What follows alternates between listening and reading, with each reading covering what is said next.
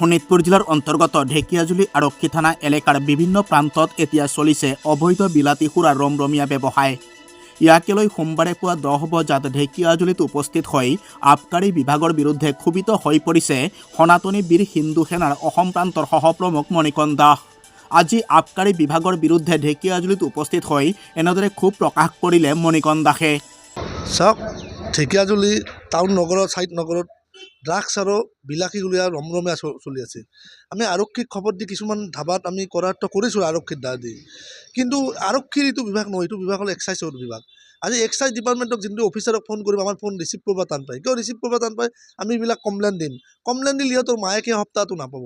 এইকাৰণে এক্সাইজ ছুপাৰিণ্টেণ্ডেণ্টক আমি শোণিতপুৰ জিলাক আমি এটা অভিযোগ দিম সনাতনী বিনোদৰ পৰা।